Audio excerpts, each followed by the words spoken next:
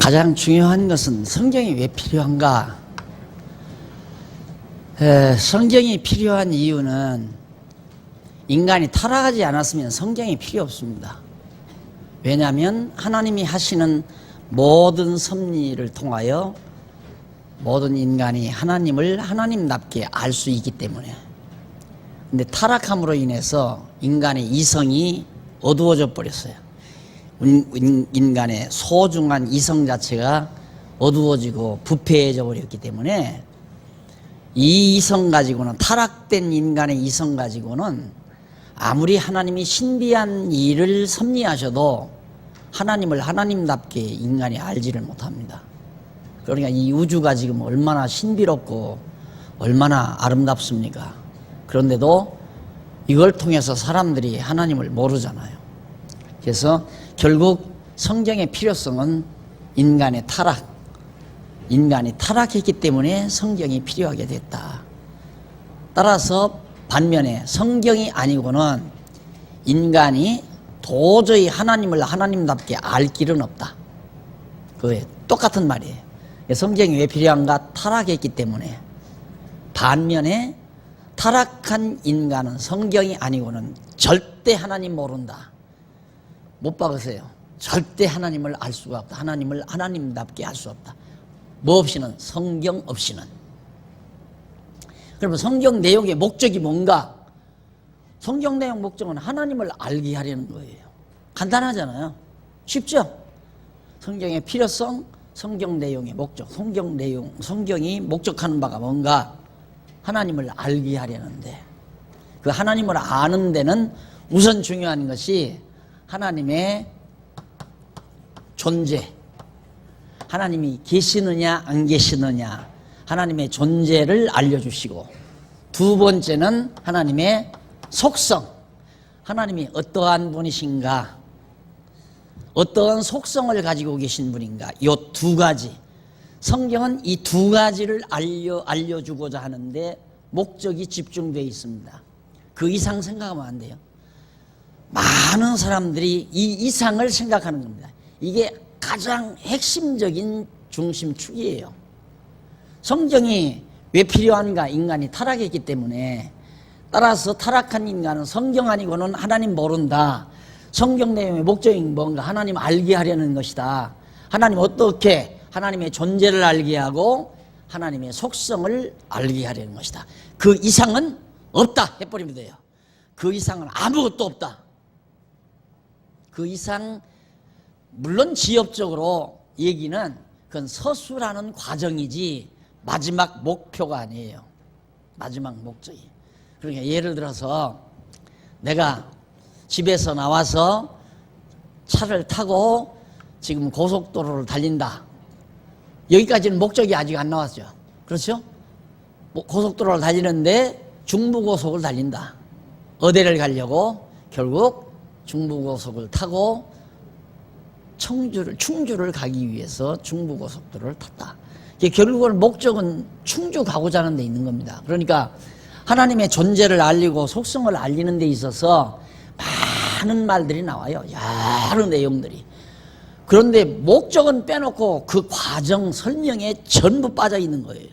그래서 성경이 알기가 어렵다는 거거든요. 자, 그러면 기억하세요. 성경의 필요성, 인간이 타락했기 때문에. 따라서 타락한 인간은 성경이 아니면 하나님을 하나님답게 절대 알 수가 없다. 그럼 성경의 목적은 뭔가? 성경을 우리에게 주신 목적은 하나님의 존재를 알리고, 내가 있다. 하나님의 존재가. 가장 신학에서 신학 공부를 여러분이 이제 다음 2월부터 이제 신학을 하게 돼 있는데, 신학에서 처음부터 문제를 안고 들어가요. 그게 뭐냐면 신의 존재, 하나님의 존재를 확증할 수 있는가 없는가? 확증할 수 없다 이 말이에요. 왜 하나님이 존재한다는 걸 확실히 증명 못한다면 신학 하나만 하나? 있는지 없는지도 모르는데 하면 뭐예요? 이것이 오늘 우리에게 전해진 신학이에요. 신학이라는 학문이에요. 여러분, 신학 공부를 시키는 이유는 그게 대단한 학문이기 때문에 시키는 게 아니라 멋 같으니까 시키는 거예요. 뭐가 아무것 별것도 아닌 것이기 때문에 그 별것도 아닌 것을 알아야 여러분들이 공부하는 내용이 얼마나 대단한 것인가를 알게 되기 때문에 여러분들은 하나님의 존재 확인할 수 있어요. 지금 그 존재 확인하기 위해서 지금 공부한 거거든요. 구약성경 공부한 거예요. 구약성경만 가지고도 하나님의 존재가 확인이 돼요. 그런데 신약 공부를 하게 되면 뭐 두말할 것 없는 거죠. 그리고 하나님이 어떤 분이신가를, 그럼 어떤 방법으로, 계시 방법이란 알리는 방법이에요. 알리는 방법. 하나님의 존재는 어떤 방법으로 알리고 속성은 어떤 방법으로 알렸는가?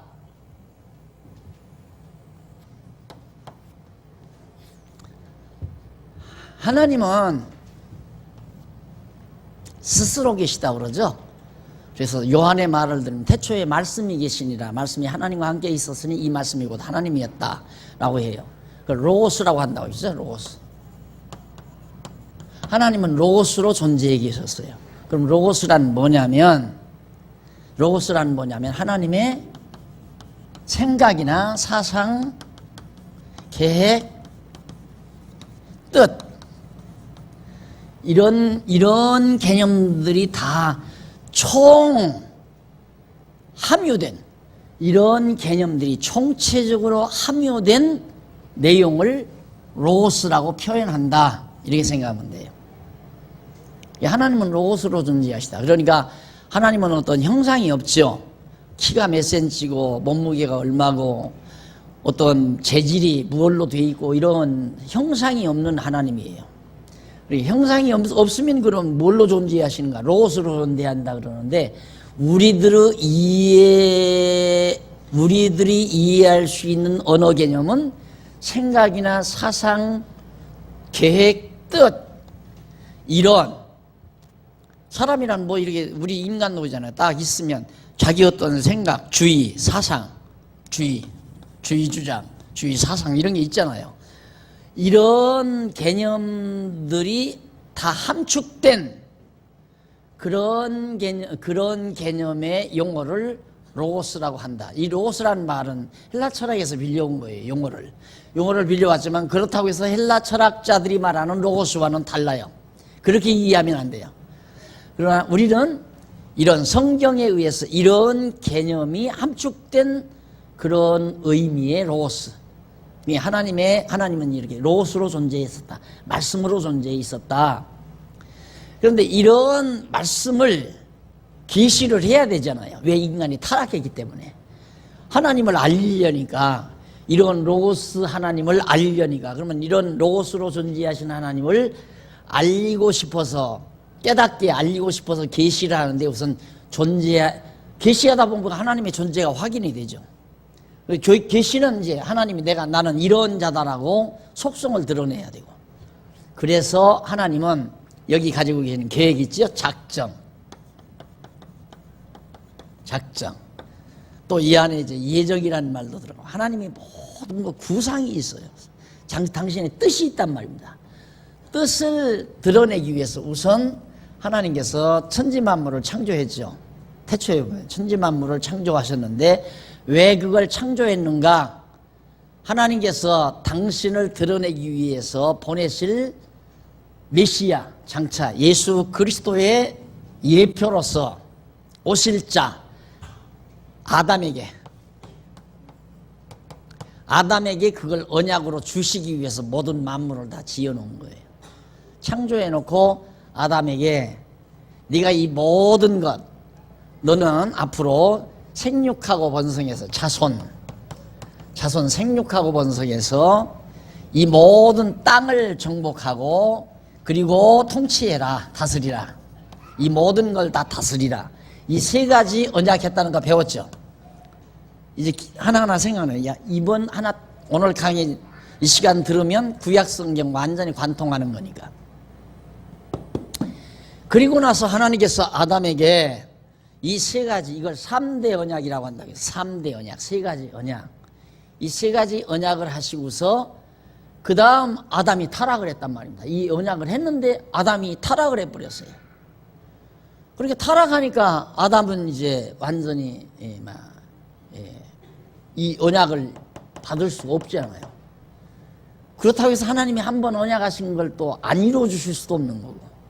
그래서 아담과의 언약은 아담이 아무리 타락했어도 반드시 이루신다는 사실을 또 한 번 계시하기 위해서, 알리기 위해서, 그 다음 아브라함에게 이 세 가지를 그대로 약속을 해요. 아브라함, 이삭, 야곱에게. 이것이 이스라엘의 열조죠. 그것이 바로 자손, 땅, 통치입니다. 아브라함에게 너는 바다의 모래알처럼 하늘의 별들처럼 네 자손이 번창하고, 그리고 동서남북 땅을 바라보라. 이 땅을 내게 줄 것이고, 그리고 다스리게 해주마. 왕을 세워서 다스리게 해주마. 그렇게 언약하시고서 아브라함에게 언약한 대로, 이 언약 사상이 이게 이제 아브라함과 이삭과 야곱에 한 게 창세기 36장까지 나와요.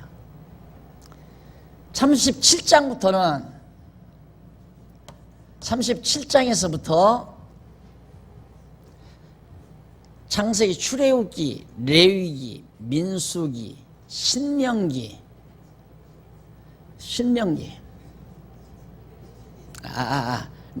창세기, 출애굽기, 레위기, 민수기 30장 맞죠?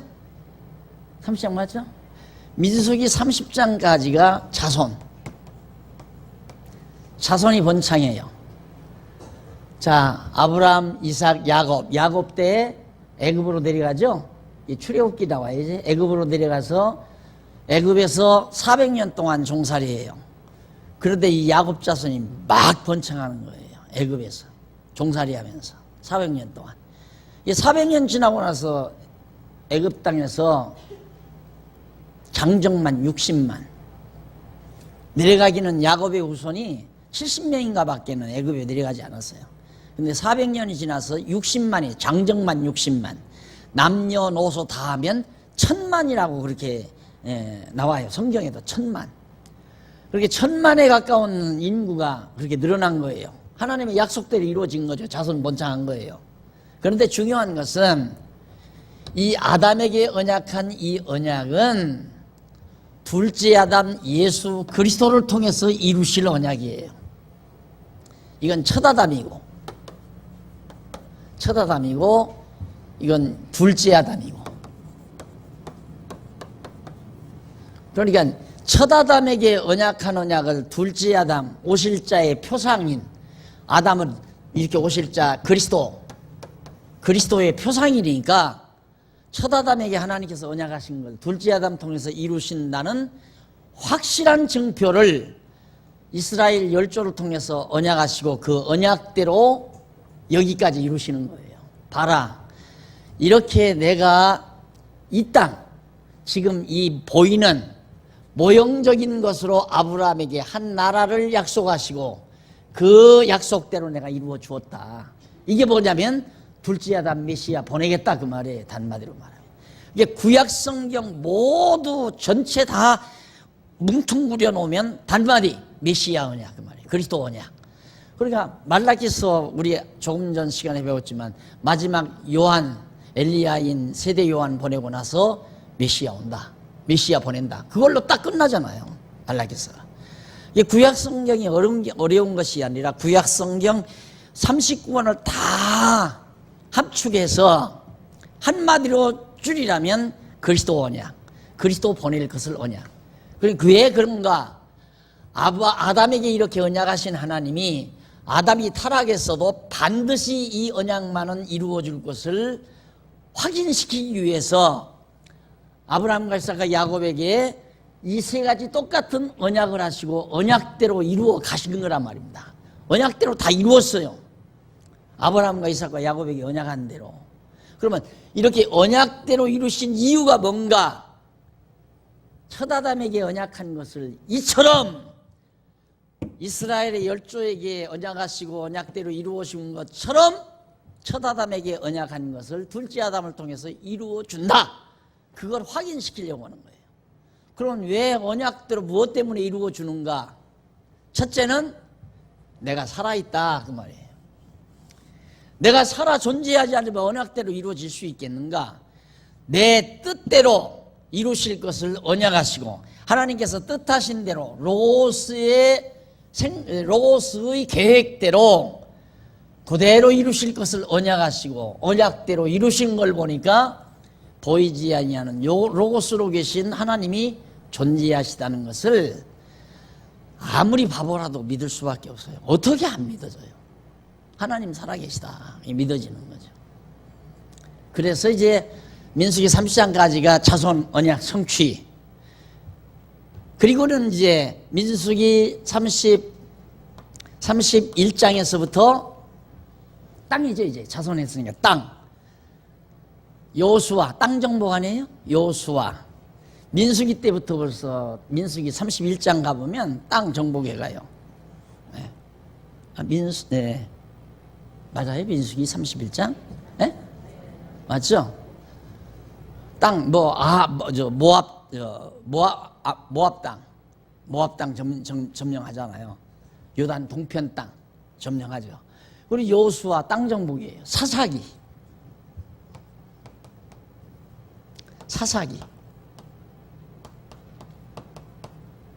사사기까지 여기가 바로 땅이에요. 땅. 이스라엘 백성들이고 요단 동편 땅 점령하고 그 다음 요단 서편 요단강 건너가서 점령한 데가 여호수아 아니에요. 가나안 땅 점령하는 게 이제 여호수아 요단 서편 땅이거든요. 그 땅 정복하는 게 이제 여호수아고 그 다음 이제 사사기는 땅 정복하고 있다가 또 찾고 뺏겼다 찾고 땅을 왜? 하나님께서 훈련시키느라고. 하나님 잘 경외하면 뺏겼던 땅 도로 찾고 하나님 저버리면 도로 뺏기고 그리고 또 사사 보내가지고 경외하면 찾게 하고 그래서 사사기는 땅을 뺏겼다 찾고 여호수아 장군이 이스라엘 백성 데리고 가서 가나안 땅을 하나하나 정복해서 차지하는 땅이고 그게 바로 사사기까지예요. 그 다음 룻기에서부터 자 룻기 여기는 다윗 왕이 나와요. 왕 통치죠. 룻기에서부터 에스더까지 룻기에서 에스더. 룻기는 다윗 왕 출생 과정을 설명을 해요. 하나님께서 통치하게 해준다고 했으니까 왕이 나와야 하잖아요. 다윗 왕 출생을 얘기해요. 그 다음 룻기 사무엘 상하. 사무엘 상은 사울왕, 그러니까 다윗 왕 나오기 전에 사울이 왕이 나타나죠. 사울왕 사건. 사무엘 하는 다윗 왕 사건. 열왕기 상, 열왕기 하. 자, 그러면 이제 여기서 룻기 다윗이 나와가지고 사울 지난 다음에 늘 그리는 다윗이 왕이 돼요. 왕이 오르죠. 그게 사무엘 상에 나와요. 여기서 룻기, 사무엘 상, 사무엘 하. 사무엘 하가 다윗이 왕위에 오르는 거예요. 그 다음 이제 솔로몬이 열왕기 상하. 네, 열왕기 상하. 열왕기 상에 이제 솔로몬이 나오죠. 그리고 나라가 갈라지잖아요. 이것이 열왕기 상하. 북쪽 이스라엘에 대한 역사가. 그리고 남쪽 유다에 대한 역사가 역대기 상하 나오죠. 자, 룻기, 사무엘 상, 사무엘 하, 열왕기 상, 열왕기 하. 그다음 역대기 상, 역대기 하 나와요. 역대기 상이 다윗 왕부터 나오거든요. 그래서 이게 다윗 왕 사건이 역대기 하에도 나오고 사무엘에도 나오고 그래요. 쉽죠? 벌써 구약 성경 다 배웠잖아요. 어디까지? 에스더까지. 그런데 그랬다가 역대기 상하, 에스라, 느헤미야, 에스더 이게 바로 70년 포로 시대예요. 에스더는 이제 아수엘 왕 때, 그러니까 포로 시대죠. 이스라엘 백성 70년 포로 시대. 그다음 포로 이후 시대 에스더, 느헤미야, 에스라, 느헤미야, 에스더, 에스라, 느헤미야 회복 시대. 그러니까 포로에서 돌아와서 성전 다시 재건하고 다시 하나님 앞에 제사 드리고 할 때 에스라 느헤미야가 이제 회복시대에 나타나잖아요. 이스라엘 역사 다예요. 여기가 이게 다윗 왕부터 여기까지가 바로 통치.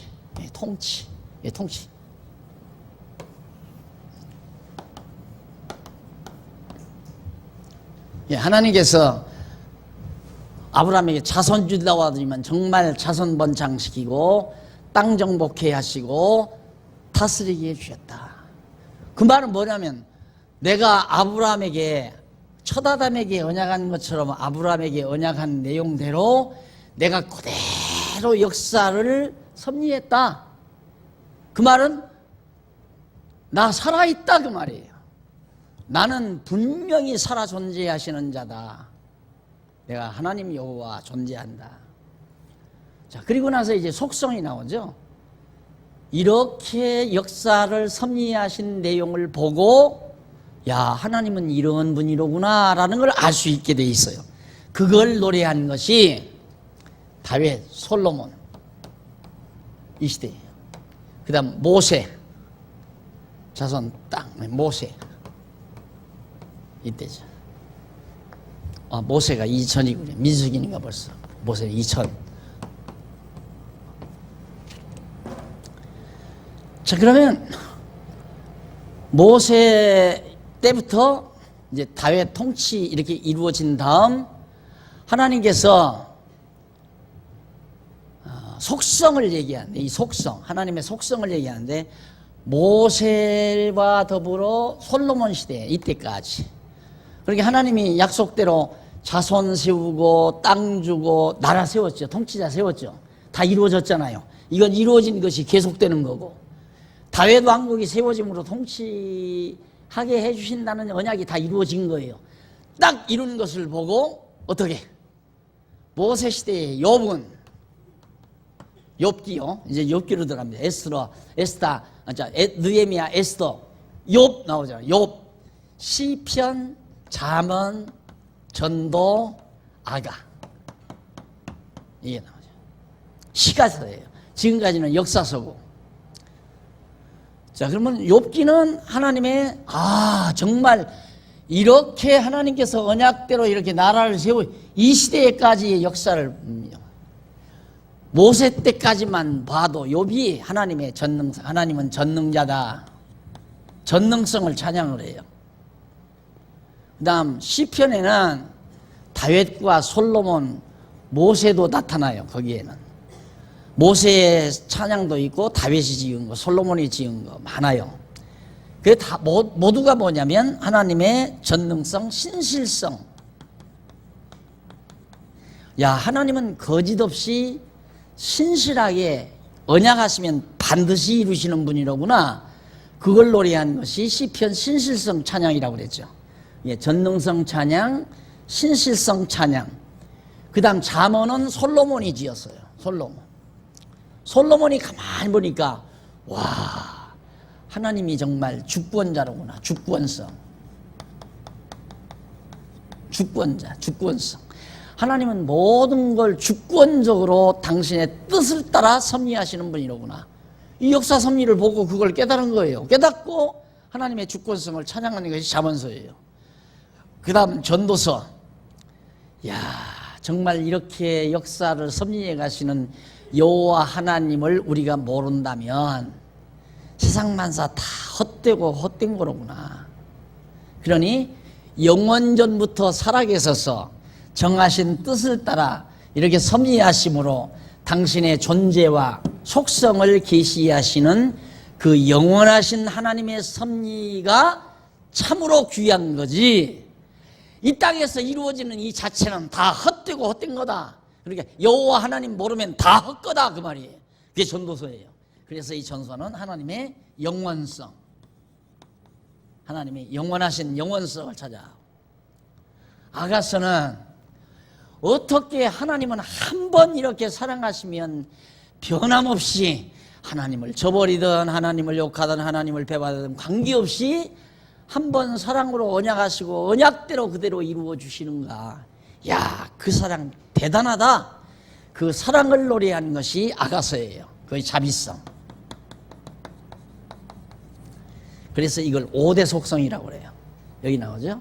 하나님의 속성을 계시한 거다. 하나님의 5대 속성. 됐죠?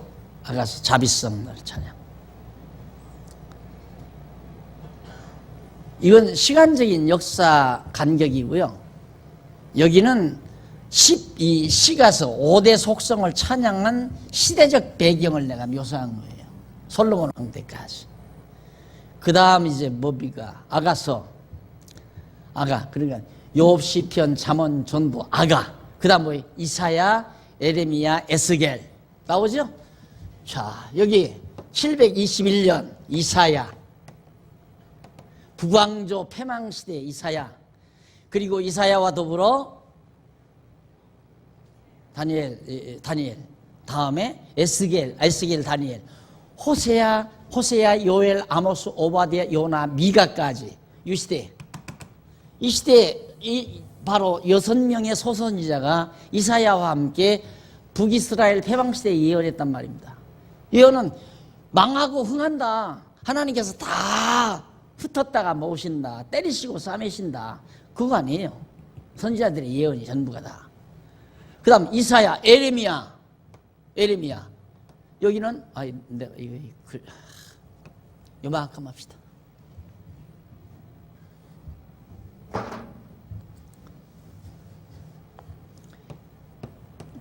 이사야. 그 다음 여기가 이제 남왕조 패망시대. 이게 남왕조니까 남쪽 유다. 이때 에레미야죠. 에레미야 시대. 미가, 나움, 하박국, 스바냐. 여기까지가. 3명의 소선지자가 에레미야와 함께 예언했죠. 남왕조 패망시대. 그 다음 에스겔, 다니엘.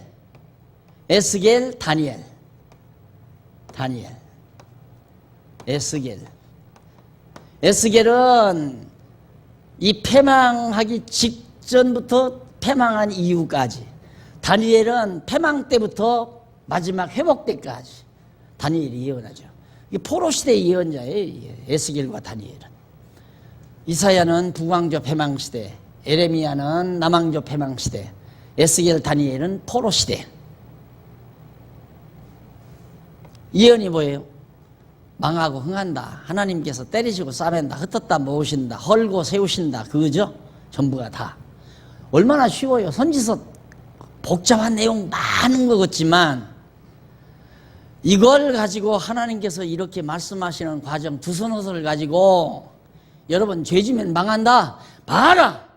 다니엘이 죄지면 망한다고 하지 않느냐. 그러니까 막 죄지면 망한다고 그래놓으면 당장 나한테 막 저주가 임하고 막 불덩어리가 임하는 것처럼 되죠. 전부가 다 그런 식이에요.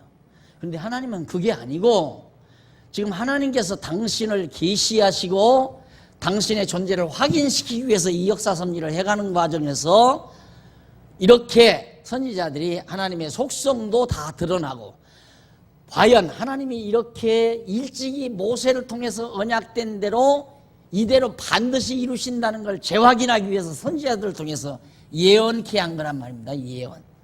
이 예언이라고 하는 것은 우선 예언의 근거는 언약이에요. 언약의 근거는 하나님의 로고스 뜻, 작정하신 뜻, 작정. 하나님이 영원할 때 작정하신 뜻을 이루시기 위해서 내가 이렇게 하겠다라고 하신 내용을 언약이라고 하고 그 언약의 근거에서 곧 그대로 이루신다라고 하는 걸 재확인시키기 위해서 백성들에게 알리는 것을 선지자를 통해서 예언하는 것을 예언이라고 그래요.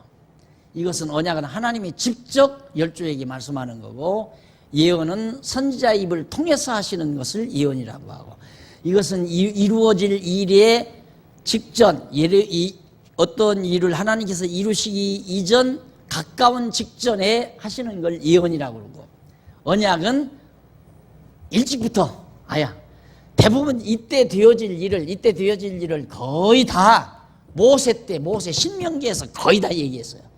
레위기 신명기에서 다 예언된 거예요. 언약된 거, 예언된 거 아니라 모세를 통해서 언약하신 말씀을 이제 이루신다. 그걸 선지자를 보내가지고 말씀한 것을 예언이라고 한단 말입니다. 이 예언대로 그대로 이루어지잖아요. 이방 땅에 흩어졌다가 70년 만에 돌아오죠. 그래서 돌아와가지고 회복. 에스라 느헤미야 때, 역사서 에스라 느헤미야 때 다 회복되잖아요. 그때가 오늘 공부한 스가랴 말라기, 그 이전 스가랴 전에 뭐죠? 학계 스가랴 말라기, 이게 이제 회복 시대에 예언한 선지자, 소선지자 아니에요? 그러니까 이렇게 말라기 딱 끝났잖아요. 말라기 선지자 말라기. 자, 그러면 예언은, 이 선지자들의 예언은 요 시기죠? 요 시기. 역사적으로 이 시기에 선지자들이 활동했고, 시선은 이 시기에 시가 만들어졌고, 하나님께 찬양으로서 시가 만들어졌고, 역사는 바로 여기서 여기까지고, 그래서 이제 예수님이 오시는 거고, 구약 성경이란 말입니다. 그럼 하나님이 왜, 무엇 때문에 이렇게 하셨는가? 무엇 때문에 그렇게 하나님이 하셨는가? 이유는, 목적은 하나님의 존재를 확인시키고 속성을 깨달아 알고 경외케 하기 위해서예요. 다른 목적 하나 없어요. 그러니까 제가 성경 가르치면서 여러분들의 행동, 이래야 됩니다, 저래야 됩니다, 이래야 복 받습니다, 저러면 안 됩니다, 이런 얘기 한 번 안 들어봤잖아요. 예? 30년이 넘는 세월 목회에서도 그런 얘기 한 번도 안 했잖아요. 안 하는 이유는 성경이 이렇기 때문에 그래요. 성경이 뭔가, 하나님이 살아계시다.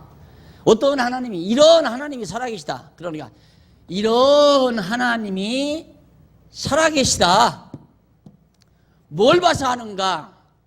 언약대로 모세를 통해서, 또 아담이나 이스라엘 열조를 통해서 언약하신 대로 이루시면서 선지자의 예언, 언약에 근거한 선지자의 예언대로 다 이루시지 않더냐? 이걸 보면 하나님이 살아계신 걸 확실히 알 수 있지 않느냐, 이 말이에요. 그것이 구약 성경 전체 내용이에요. 그러니까 지금 내가 너무 간단하게 설명을 해버려서 여러분들이 헷갈릴지, 혼돈할지 모르지만은, 아주 나는 더 간단하게 하고 싶어요. 더 간단하게. 그래야 여러분들 뇌리에 그게 쫙 들어가니까. 너무 복잡해지면 자꾸 또 곁길로 가. 그래서 요약. 전에는 이거 한 두서너 시간씩 했거든요. 이것만. 신약까지 해서 두서너 시간씩 했는데, 오늘은 지금 1시간도 채 안 걸려서요. 지금 이 구약까지 설명을 하는데.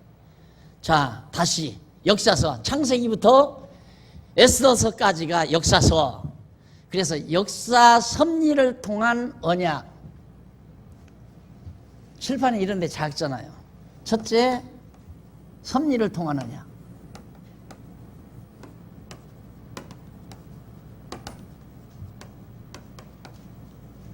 언약. 두 번째, 찬양을 통한 언약. 여기 찬양이죠? 그 다음 세 번째, 예언을 통한 언약.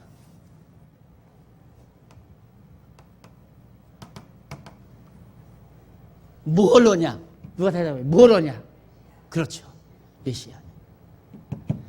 구약 성경은 전부 언약인데, 하나님께서 뭘 통해서? 섭리를 통해서, 역사 섭리를 통해서 언약이에요. 뭘? 메시아 올 거래. 그 다음 찬양을 통해서, 성도들, 구약 성도들의 찬양, 욥, 시편, 잠언, 전도, 아가, 이 시선을 통해서 메시아 언약을 해요. 그 다음 마지막으로 예언을 통해서, 이사야, 예레미야, 에스겔, 다니엘, 호세아, 요엘, 아모스, 12 선지자와 대선지자, 16명의 선지자들의 예언을 통해서 메시아, 그리스도 보내실 것을 언약하신다. 그래서 구약 성경은 첫째, 섭리를 통한 언약, 두 번째, 찬양을 통한 언약, 세 번째, 예언을 통한 언약. 예. 섭리를 통한 언약은 창세기에서부터 에스더, 그렇죠? 에스더까지. 찬양을 통한 언약은 전도서에서부터 아가서까지. 내가 그러니까 이제는 거짓말 안 되죠. 그 다음 예언은 이사야서에서부터 말라기까지. 39권 다 나왔잖아요. 그렇게 간단해요. 그러니까 구약 성경은 하나님께서 하나님이 말씀하시는데 우리는 말씀할 때 하나님이 나 여호와니라 이렇게 말을 하는 것만 말씀으로 하늘에서 공중에서 이는 내 사랑하는 아들이라 그것만 말씀이라고 생각하면 안 돼요. 하나님의 말씀 방법은 역사 섭리도 말씀 방법이고 성도들의 입을 통한 찬양도 하나님이 하시고자 하시는 말씀에 대한 수단이고 선지자들의 예언도 하나님의 뜻을 드러내는 언어에 대한 수단이에요. 예, 우리들도 그러잖아요. 내가 어떤 생각과 뜻을 가지고 있어요. 이 생각과 뜻을 표현하는 데는 내가 글을 쓸 수도 있죠. 글을 써서 표현할 수도 있어요. 그 다음 말로 표현할 수도 있어요. 그 다음 노래를 통해서 표현할 수 있어요. 내 사상세계를. 그리고 내 생각세계를 그림을 통해서 표현할 수도 있어요. 그리고 무슨 작품, 모양을 만들어서 표현할 수도 있어요. 내 생각을 그렇게 다양한 방법과 수단을 통해서 표현하듯이 하나님께서도 당신의 생각과 사상, 계획, 뜻, 이 로고스를 역사 섭리나 성도들의 찬양이나 구약 성도들의 찬양이나 선지자들의 예언을 통해서 드러내셨다. 계시하셨다 이 말입니다. 뭐 하려고? 우리에게 당신의 존재를 알리시고 당신의 속성을 알게 해서 그것만 알리면 믿지 말라고 해도 믿죠. 누가 믿으라고 해서 믿나요? 믿어지니까 믿죠. 계신 게 분명한데 왜 안 계시다고 하느냐 이 말이에요. 계신 게 분명한데. 예? 내가 알고 보니까 이렇게 그래서 이걸 하나님 말씀이라고 하는 이 성경을 이런 책이 세상에 어디 있어요? 이 세상 어디 가도 이런 책은 없어요. 그러니까 이게 하나님 말씀이 아니고는 이런 책이 나올 수가 없어요. 왜냐하면 이게 한 사람이 작품 쓰듯이 그러니까 예수님 오시기 전에 이 무렵에 사는 사람이 이 무렵에 생존하는 사람이 가만히 어디 산중에 들어가서 구상을 해가지고 이런 방식으로 내가 작품을 써야 되겠다. 그리고 써놨다면 그건 또 모르죠. 그건 이건 거짓말이죠. 이 사람이 자기 생각을 쓴 건데 그건 아니라 이 역사적 사실 아니에요. 역사적 실제 사실이란 말입니다. 이거 실제 사실. 그러니 이건 누구가 일부러 만들 수도 없어요. 그리고 이걸 혼자서 기록할 수가 없으니까 이 기록자가 수십 명이에요. 여기서 저기까지 구약 성경 기록하는데 기록자가 수십 명이란 말입니다. 신약 성경까지는 한 40여 명의 기자가 매 시대 모세는 창세기, 출애굽기, 레위기, 민수기, 신명기 모세가 썼어요. 그 다음에는 요수아가 썼어요. 그 다음에는 뭐 사무엘이 쓰고 쓴 사람 시대마다 쓴 사람이 다 각각 달라요. 다 각각 다른데 그게 딱 접합이 되니까 어떻게 이렇게 살아 움직이는 생명력이 맥이 통하느냐 이 말이죠. 하나님의 언약대로 이루어지는 놀라운 역사 섭리를 통해서 하나님 당신 살아계시고 당신이 이런 분이심을 당연하잖아요. 야, 하나님 이렇게 하시는 거 보니까 정말 전능자로구나. 야, 하나님은 한번 언약하면 거짓없이 이루시는 신실하신 분이구나. 야, 그분은 당신 뜻대로 주관하시는 주권자로구나. 하나님의 영원한 뜻을 모른다면, 하나님의 영원하신 이 뜻과 계획을 모른다면 땅에서 이루어지는 모든 것들은 헛된 것들이다. 그래서 영원하신 여호와 하나님을 경외하는 것이 최고다. 솔로몬이 마지막 밝히잖아요. 아가서는 이 아가서 보면 술람이라는 여자가 더럽게 못생겼어요. 난 직접 보지는 않았지만 솔로몬이 말하면 얼굴도 시꺼멓게 생겨가지고 다 그슬러가지고 양떼 먹여가지고 다 트고 형편없는 여자란 말입니다. 그런데 거기에 솔로몬이 퐁 빠지는 그런 작품 노래를 해요. 그런데 이 여자를 데리다가 딱 아내로 삼았는데 또 도망가서 또 형편없는 짓까지 하고 돌아다니 또. 근데 가서 또 찾아와 그걸. 찾아다가 또 또 살아가면서. 그게 하나님께서 이스라엘 백성들 선택해서 당신 백성, 당신 아내처럼 사랑했는데 이들이 못 돼가지고 이방민족 섬기다가 다시 돌아와서 다시 찾아다가 지금 바벨론 포로에서 다시 찾아다가 백성 만들고 사랑하고 그러잖아요. 그거에 대한 노래란 말입니다. 아가서도. 그러니까 이 모든 시서들은 이런 역사 섭리의 배경 속에서 나온 거예요. 이 역사를 모르면 이 시서 해석을 못해요. 그리고 이 역사를 모르면 선지자들의 예언도 확실하게 해석할 수가 없고, 그래서 성경은 알면 다 알고 모르면 다 모른다. 그게 제 지론입니다. 성경은 알면 다 알고 모르면 다 모른다. 그런데 신학교 가서 공부하다 보면 나는 창세기 전공하고 왔습니다. 독일에 가서 창세기 전공하고 박사학위 받아가지고 왔습니다. 그러거든. 난 로마서, 저 신약성 로마서 전공하고 박사학위 받아가지고 왔습니다. 나 다닐 때 구약학 전임 교수가 창세기를 공부했대요. 그래 창세기 1장에서 50장? 예, 50장. 예, 그냥 몇 장이 몰라도 괜찮아. 창세기 다 공부한 줄 알았어요. 그랬더니 창세기 1장에 나오는 욤이라는 말이 있어요. 히브리 말로 욤이라는 말. 이 글자 하나 연구해가지고 박사학위 받아가지고 가더라니까. 그런 어른들한테 신학 공부해서 뭐 알겠어요? 그러니 내가 죽겠는 거예요. 이건 아니다. 지금 기존의 신학은 사람을 더 맹하게 만든다. 여기서 또 조금 뛰어다가 말하고 저기서 조금 이걸 갈기 그냥 다 쪼악지 만들어서 그 쪼악지 갖다가 소개하는 거예요. 그러니 받으니 뭘 어떻게 알아요? 알 수가 없지. 쪼악지 된 것도 제자리다 맞춰줘야 이게 한눈에 보이죠. 구약 성경이 한눈에 쫙 보이잖아요. 이거 보여야 야, 하나님께서 이 성경 구약 성경은 당신의 존재와 속성을 우리에게 알게 하시려고 이렇게 계시하셨구나.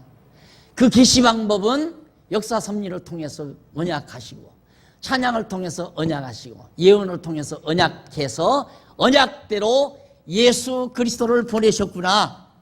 따라서 예수 그리스도는 언약대로 보내신 그리스도이시므로, 예수는 하나님께서 여호와 하나님께서 언약대로 보내신 그리스도이시므로 하나님은 언약대로이시는 여호와이시다. 그게 우리의 신앙 고백이라고 그랬잖아요. 우리들도 신앙 고백을 하냐면 예수가 그리스도이시므로 하나님을 여호와로 알고 경외하며 섬긴다. 이것이 우리의 신앙 고백이에요. 믿는 건 예수를 그리스도로 믿고, 경외하며 섬기는 것은 하나님 여호와를 경외하며 섬기는 거고. 자, 이것이 성경, 구약 성경 창세기서부터 말라기서까지의 전체적인 구조를 지난 여러분들이 3년 동안 하나하나 이 구체적인 내용은 이미 다 공부한 거기 때문에 틀림없어요. 너무너무 분명하고 확실하고. 예, 하나님은 열조에게 언약한 대로 땅 주고, 그 다음 왕 주고, 자손 주고, 땅 주고, 왕 줘서 다스리게 했다. 언약대로, 세 가지 언약대로.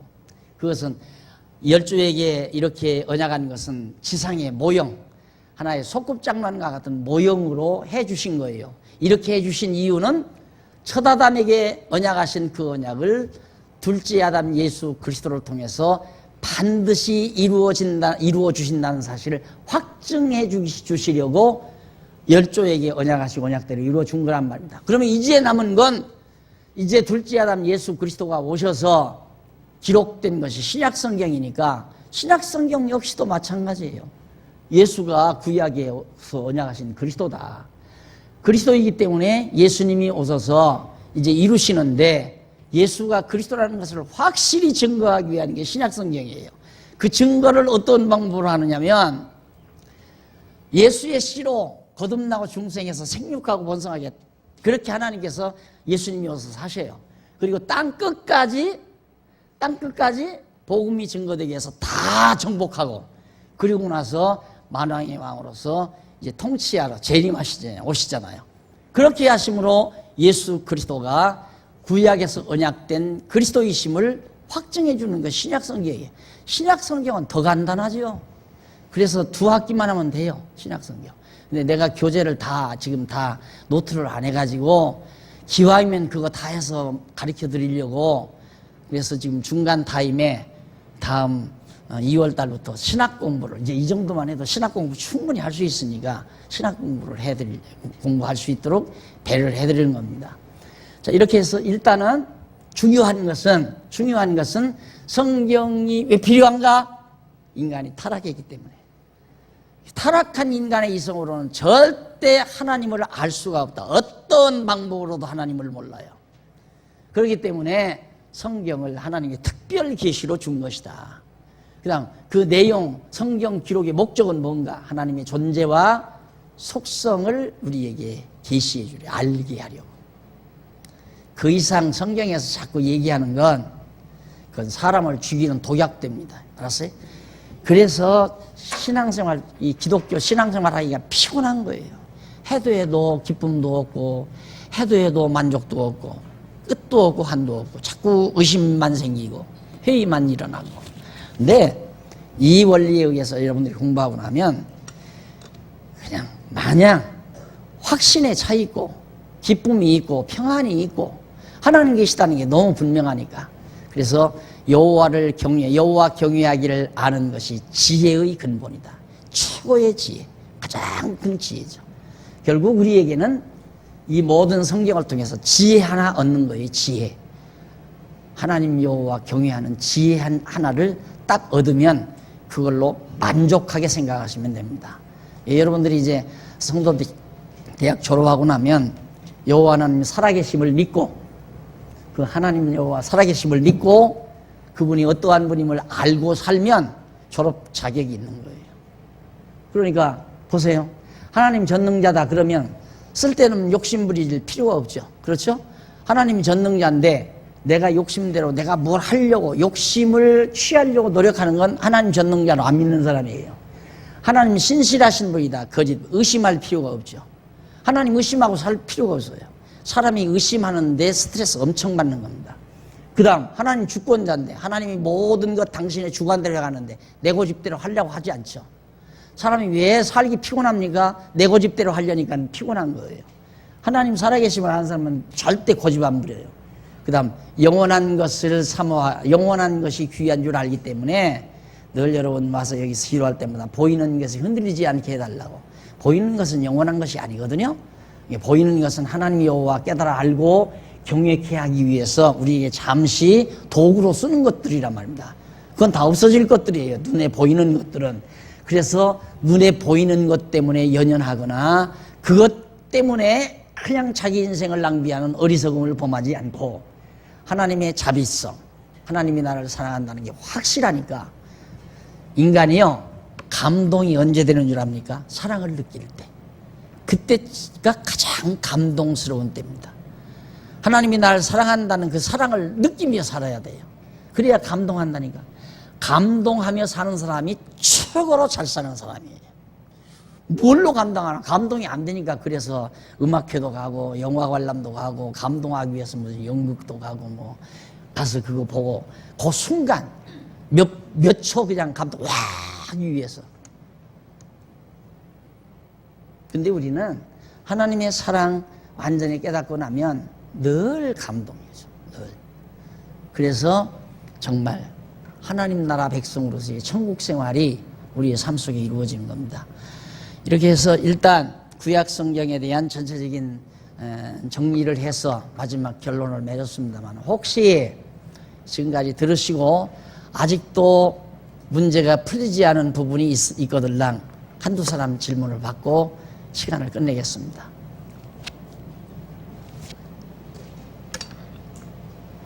질문을 안 하면 다 잘 알았다고 하든가 아무것도 모르기 때문이라든가 둘 중에 하나예요.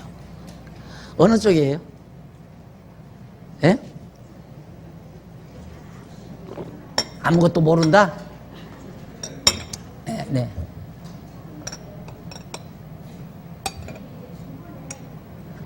크게 좀 했으면 돼요. 네. 587. 네.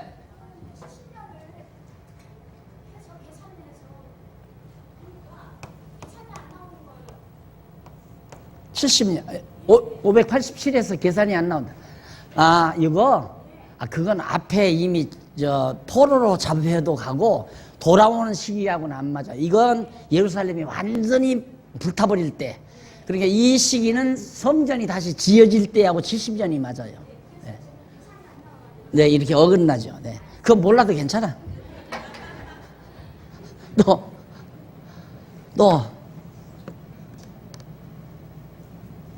네, 공부 잘 하신 줄로 믿겠습니다. 나중에 헛소리하면 안 돼요. 오늘 질문 하나도 안 했으니까. 그럼 구약 성경 공부는 여러분들이 출석 잘 하시고 공부하시는 분들은 어지간하면 다 예약점 나올 겁니다. 그렇게 하시고 다음 신약 성경 공부할 때까지 신학 공부를 열심히 해 주시면 대단히 감사하겠습니다. 자, 기도하십시다. 살아계신 하나님 아버지, 은혜를 감사합니다. 우리들은 보이지 아니하는 하나님을 믿지 못하고 또 살아있는 줄도 모르고 사는 인생들이 이 땅 위에 허다하게 많이 있지만은 오늘 우리에게 성경이라는 소중한 보화를 우리에게 허락해 주셔서 성경을 통하여 하나님 살아계심과 하나님의 그 속성을 알고 정말 하나님의 백성답게 생각하고 행동하며 살 수 있는 은총을 베푸신 크신 사랑을 진심으로 감사합니다. 이제 우리가 구약 성경을 공부하고 여호와 경외하는 지혜를 얻었습니다. 우리의 삶이 지혜로운 삶이 되도록 인도해 주시옵소서. 예수님 이름으로 기도드립니다. 아멘.